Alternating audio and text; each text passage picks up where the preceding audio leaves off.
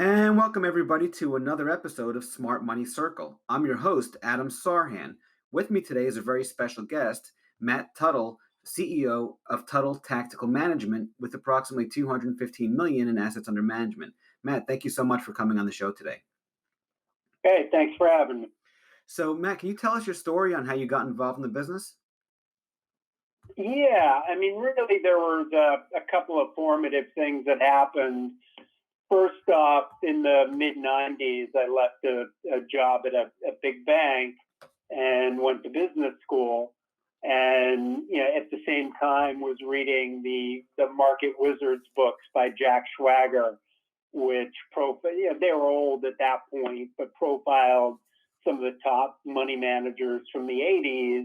And they're all guys who had kind of systematic strategies that did certain things to beat the market with a whole lot less risk. And, that stuff was just fascinating. And there was one guy profiled in the book. I don't know if you've read any of the books. Yeah, I've read them all. They're fantastic.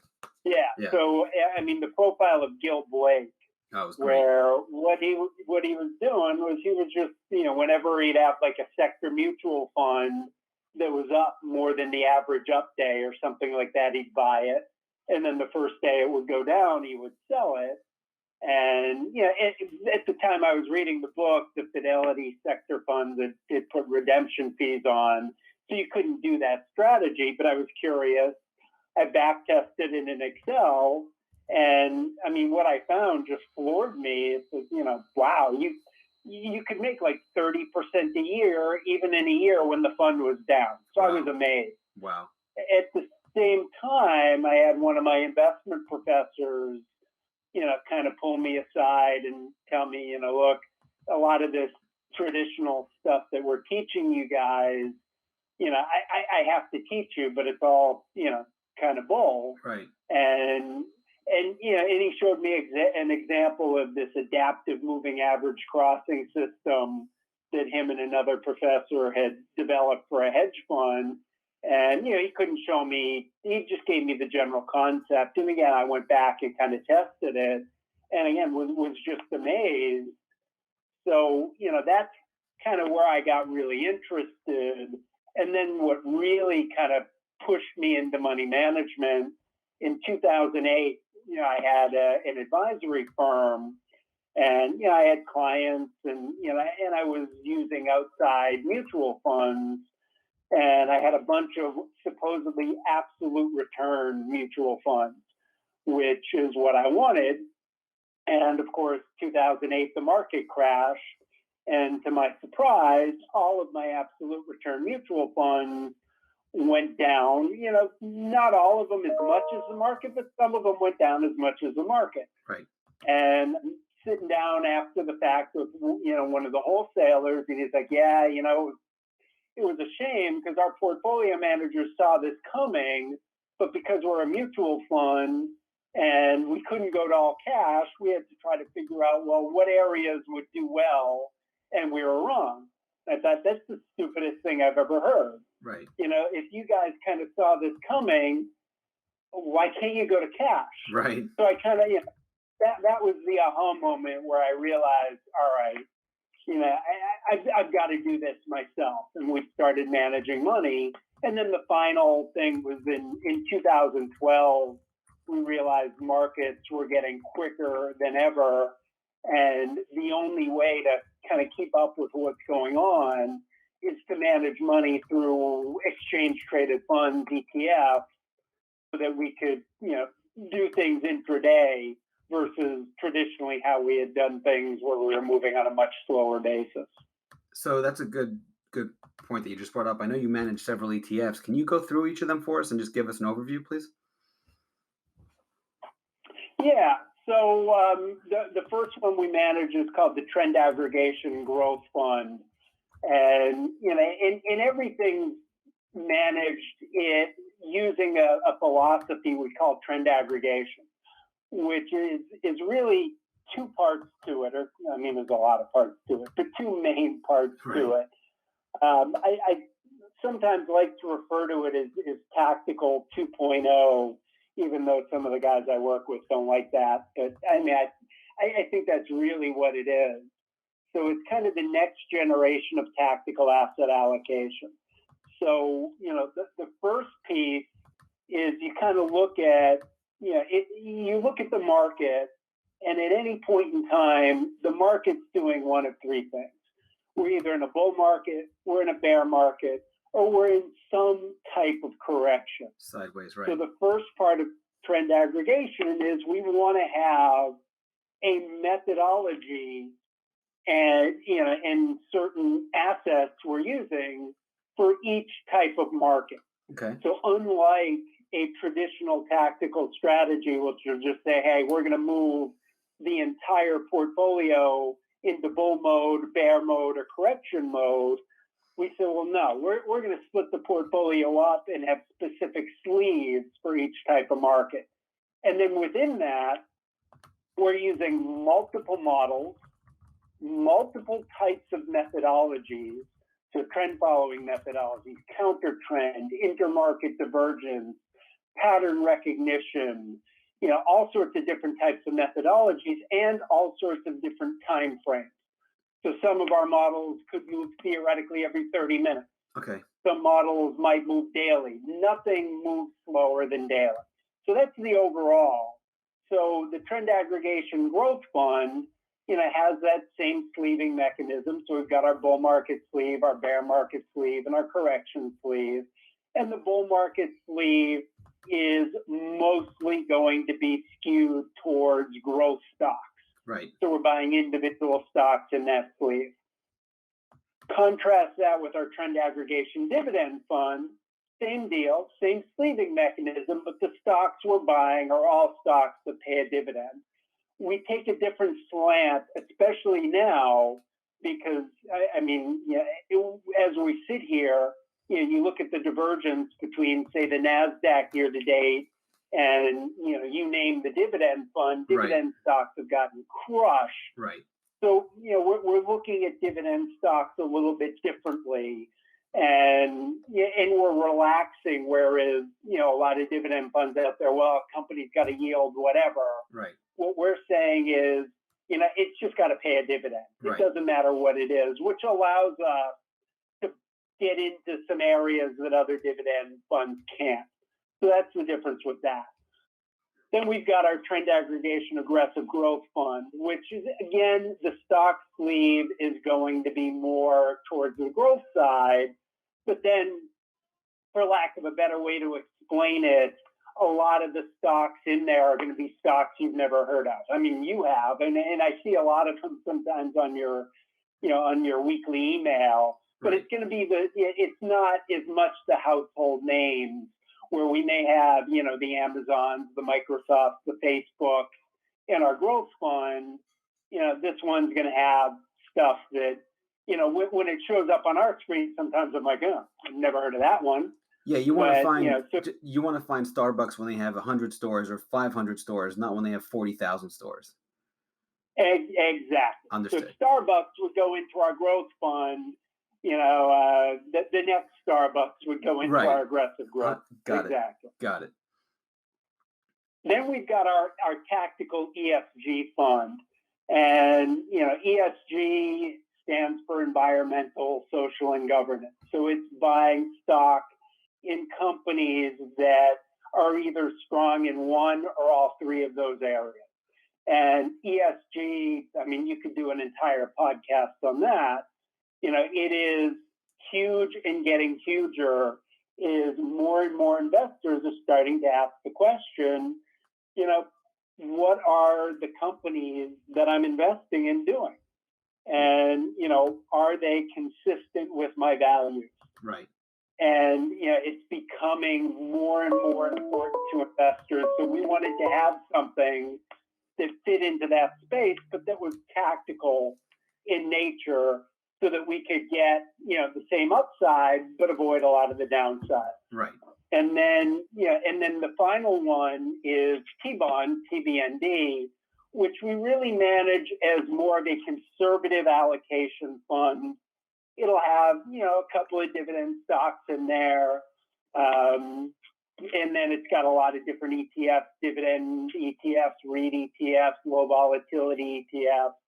So it's really designed to replace where you would have traditionally thrown a bond fund into your portfolio to try to reduce volatility, which, going forward over the next 30 years, I don't think is going to work anywhere near as well as it worked over the past 30 years. No, so that's kind of the overview on all the funds. So can you just give us, and you have 5, so the tickers for each one, the trend aggregation is TAEQ, is that correct? That is correct. And the trend aggregation aggressive growth is TAAG? Correct. The dividend is TADS? Yep. And then ESG is TEGS? Correct. And then the bond income is TBND. Is that correct? Correct. Beautiful. Yep. No, that's a great overview. Thank you for that. So, Matt, the next question I have for you is, how do you handle risk, and what mistakes do you see people make with respect to risk management? So there's a couple of things we do, and being tactical, risk management is the most important thing. Making money when the market's going up, that's easy. I mean, rising tide lifts all boats. Right. It's protecting the downside. So the first thing we do is we have our sleeving process. So we've got first what we call our correction sleeve. And in our correction sleeve are models for long-term treasuries and gold. And so treasuries, for example, typically, not all the time, but typically when the market is under stress, money is going to flow into long-term treasuries. Right. The other good thing about long-term treasuries is they can make money when the market's going up. So it's not like some of these stupid risk management things where you put puts under your portfolio or some sort of tail risk thing that's losing you money 99% of the time. And then every once in a while, it pops when the market goes down. Treasuries are cool because, they can make money when the market's going up. You can have them and not be losing. Right. The next thing we have in there is we have gold. Okay. Gold, again, like treasuries, a lot of the time the market's going down, money flows into gold, and gold can make money when the market's going up. So that we like to have kind of our correction sleeve. Our bear market sleeve has 2 things in it. First, it's got models for volatility, VIX. What I like about VIX is VIX has an asymmetrical return stream. When you're in VIX and you're right, it can be up a ridiculous amount. I mean, we've seen days where these VIX ETFs are up 50%. Right. And when you're wrong, you're typically not losing as much money as you're making when you're right. That makes sense. And 99% of the time when the market's going down, VIX is going to go up. Right. The second piece we have is we have our inverse piece where we're buying inverse ETFs either on the NASDAQ, on the S&P, and then we also have it on semiconductors because there's a liquid ETF for semiconductors. And, that obviously, it's the only thing that when the market's going down, you're guaranteed to make money. And so that's one component. Then the second component in our stock sleeve, because those models for stocks are tactical, we can move into cash there as well. So we've got a lot of things going on the risk management side. No, I love it. So what are some mistakes you see people make with respect to risk management, and how do you avoid them? So, I mean, the biggest, obviously, is not having any risk management at all. Right. And remember, most of the investment industry is buy and hope. Right. Which means risk management is you hope the market doesn't go down. Correct. Which is obviously not a good strategy. And if you're talking from an individual investor standpoint, it's believing that the most recent past is going to equal the future. So, thinking that whatever you have that went up last month and the month before is just going to go up in a straight line. And, it never does. And remember, the stuff that's moved up the farthest is typically the stuff that gets crushed the most when the market sells off. Right. So, I think those are the biggest. On the tactical side, because, we deal with a lot of tactical managers and we see a lot of other tactical managers, it's really having one methodology that puts a ton of pressure on that one methodology. So you might say, hey, we've got one model for the S&P 500. It's going to decide to be either in, out, or short. And the problem with that is that model's got to be right 100% of the time, because when you're wrong, it's ugly. Right. When you're wrong, you're short or out of the market and it's zooming up, or you're fully invested in the market and it's zooming down. Right. The way we're doing it with the multiple models, we kind of compare it to failure mode and effect analysis, okay, which is basically what rocket scientists or jet engine engineers are doing when they look at hey, let's look at this engine. If this one rivet over here starts to get loose, what happens to the rest of the engine? That's how we look at kind of our combination of models. If this one model over here doesn't do what it's supposed to do, what happens to the rest of the portfolio? So we've got multiple models, multiple fail safes. Just in volatility alone, we've got 19 different models for volatility. So if 1, 2, 3, 4, 5, whatever of my volatility models are wrong, it really doesn't have much of an impact on the overall portfolio, as long as I've got some models that are getting it right. Right, that makes good sense. So as you speak about volatility, and earlier you mentioned the VIX, and you said the VIX does a great job of capturing downside volatility. When the market shoots up 500 points or up 1,000 points, the VIX tends not to move as much or at all. So it measures downside volatility a lot better than upside volatility. Do you have a way of measuring or protecting against upside volatility? Or is that just, hey, it's a reward, we're long, so that works out well, we don't have to protect against it? There's two things. First off, our VIX models are long and short. Okay. So we'll also buy SVIXy, which is an ETF that gives you half of the inverse volatility.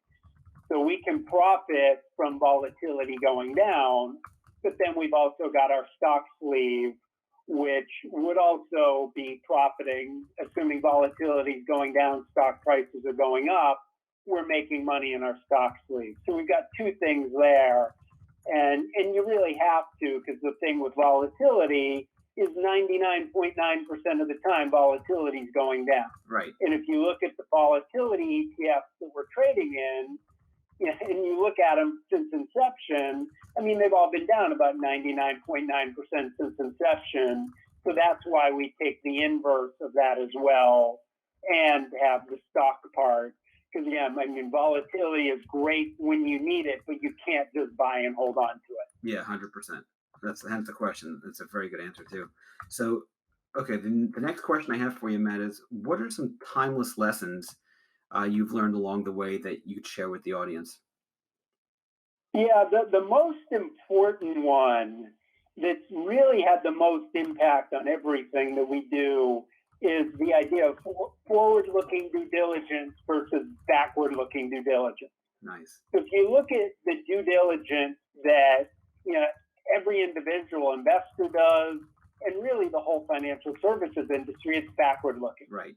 So even though every piece of investment literature has to say in big bold letters, past performance doesn't predict future results, everybody tries to use past performance to predict future results. Right. I'll look at the past return of a stock or a money manager or an asset class, and I'm going to assume that whatever it did in the past is going to persist into the future. Right. And if you look at every big investment blow up in history, it's been caused by people assuming the past would, predict the future and could have been avoided by thinking, well, wait a second, just because it did well in the past doesn't mean it's going to do well in the future. Yeah. So forward-looking due diligence, it's not trying to see into the future. I once heard a guy, we were talking about it, and they're like, wow, these guys can see into the future. Well, no, right. I don't, my crystal ball is the same as everybody else's. Right. But you look at the past returns, not from the standpoint of, hey, I expect them to persist. Right. You look at them from the standpoint of, all right, they were good, they were bad, I don't care. What I want to know is, how'd you get them? Right. How did you generate those returns? Smart. Once I know how you generated those returns, then the next question is, okay, why will they or won't they persist into the future? Right. And for that, you've got to understand market dynamics. And really, the main thing you've got to understand is mean reversion. So let's say you were doing forward-looking due diligence on a tech fund, in March of 2000. Right. And it's been up 50% a year every year. Right. And, so all right, well, how did you generate 50% returns? All right, you're investing in a bunch of .com stocks that were going through the roof. Right. Great. Right. Why will that or won't that persist? And then you've got to understand, look, the return on this stuff should be 8 to 12% a year. So let's say I give you 12. You've got 50. So for you to really average out 12, you've got to get your ass kicked. Now, Right. I don't know that March 2000 is the top of the market. I just know at some point you're going to get your ass kicked, and and I can use that information, to kind of figure out, all right, maybe I don't want to put all of my money into this fund, maybe 5 or 10%. Right. The next thing that you need to figure out is what can go horribly wrong. So, we had presented to us, back in 2008, this auction strategy that, I had two people come to me, hey, Matt, you got to look at this. These guys have made 9% a year every single year, no standard deviation, Morningstar 5-star rating. This fund's the best thing since sliced bread. So I started, okay, great. I understand where you get your returns from. You're writing, uncovered options. Great. Yeah, that return could persist. I mean, you've got a strategy that 9 times out of 10 makes money. I get it. What could go horribly wrong? Well, what do we know? When you're writing uncovered options, your losses are unlimited. Right. But they said, well, they said, but we have stops. Okay, what do we know about stops? Yeah. If the market opens up below your stop, you're not guaranteed to get out at your stop price. Right. So the what could go horribly wrong on this fund is it could go to zero. Right. Which in about a week or so before that fund went to zero, I basically said, look, guys, we're not interested in this. The risk is too high. I didn't predict the volatility spike and all that, but it did end up going to zero.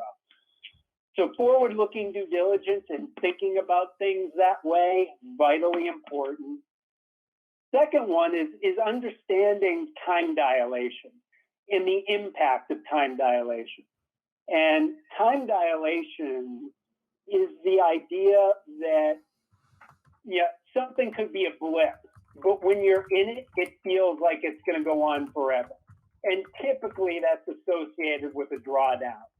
So me, from a money manager perspective, I've got to understand, look, I could have the best investment philosophy in the world, but if we're sitting in a month where we're down 10%, you're not thinking, hey, but yeah, Matt, long-term, Matt's great. You're thinking, oh my God, 10% is going to turn into down 100%. I'm going to lose everything.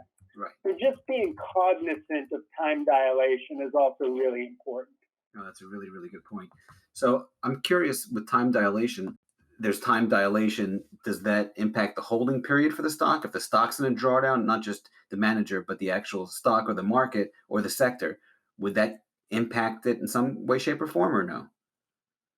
So where I use it and where it really impacts me is I'm going to be looking at it from the standpoint of, when we're in doing some sort of optimization.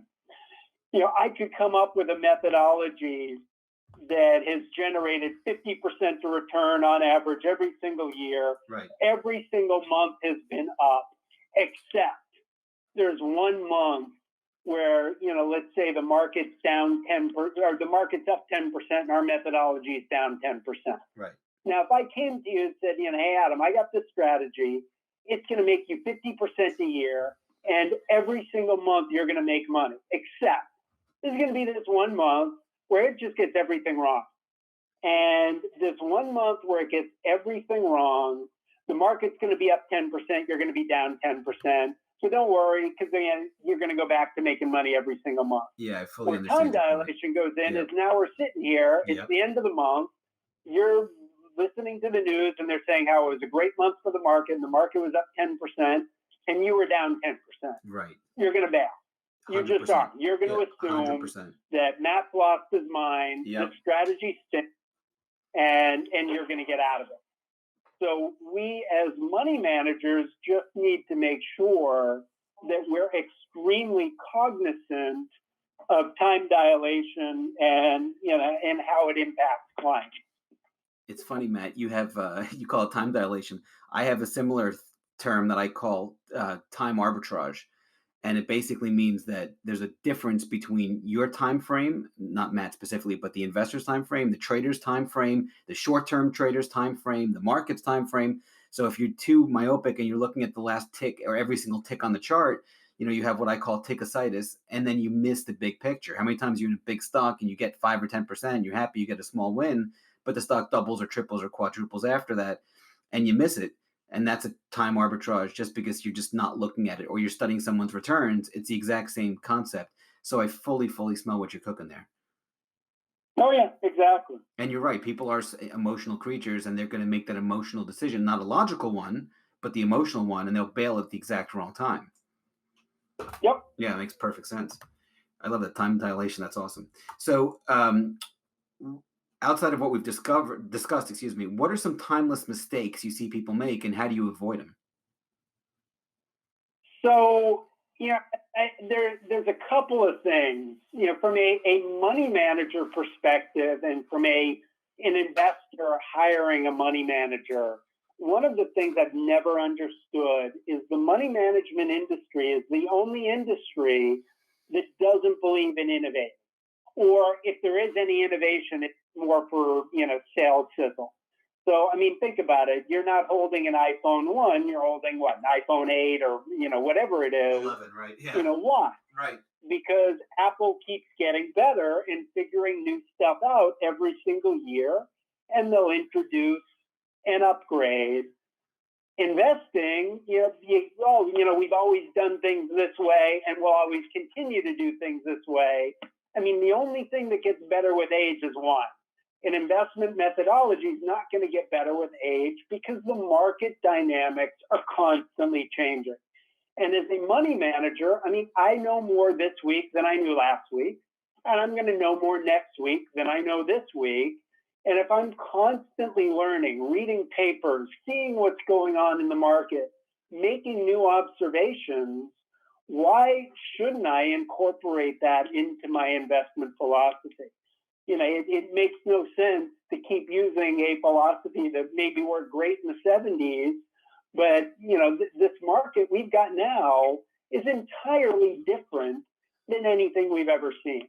So that's number one. Number two is, kind of the whole, and I think we talked about this earlier, the whole rising tide lifts all boats, right, and getting fooled by that. So you get modern portfolio theory, which, you go into an asset allocation portfolio and, 9 times out of 10 you make money. The problem is the number 10 time when you don't, you give back all of your gains. Right. But you think it's a great strategy because most of the time you're going up, and you don't realize you're not going up because you've got this great investment strategy. You're going up because everything's going up. And if you really open up the hood and, understand, well, how did your investment advisor or this website come up with this asset allocation? If you realize, what that is, it's kind of like, you'd never eaten a restaurant where, you worked in the kitchen and you know what goes on back there. It's the same thing. You understand modern portfolio theory, it's a theory. It can't work. It's impossible for it to work. For it to actually work, you've got to be able to predict the market, which, to the best of my knowledge, no one's been able to do. So those are the two biggies that we see. Nice. So, what's the best piece of advice you'd like to share with the audience, on or off Wall Street? So I think it really goes back to the whole forward-looking due diligence. If you can start looking, and it's not just investments. I mean, I win or I'm in the Super Bowl of my fantasy pool every single year because we use forward-looking due diligence on the people we draft for our football team. Forward-looking due diligence works with everything. Past past fill in the blank does not predict the future. If you start using that whole forward-looking due diligence concept, you'll realize, hey, this stuff really works over, anything you want to put it on. Yeah, it's a really good point. A lot of what you say too, it speaks to a lot of my observations over the decades and what that forward-looking due diligence, the way that I use it, or I call it, I say, look to the right of the chart, not the left. Everyone's too busy studying Yeah, the left side of the chart. I just tell people look to the right. That's where the only place you're going to make your money. And then exactly. the other side about the learning, you're constantly learning, learning, learning. I call that intellectual arbitrage, where you're smarter, hopefully today, than you were 10 years ago. So your job is to outsmart your former self and then also outsmart the market. I've got a book on that coming out too. It's called Psychological Analysis, yada yada yada. But I'll save you all that. But it's the parallels are uncanny. So I definitely understand and have experienced similar things in my journey over the decades as well. Yeah, we're on the same page there. Makes perfect sense. Well, thank you, Matt, so much for coming on the show. I really appreciate it, and hopefully we'll talk to you again soon. All right, sounds good. Thanks for having me. Thank you.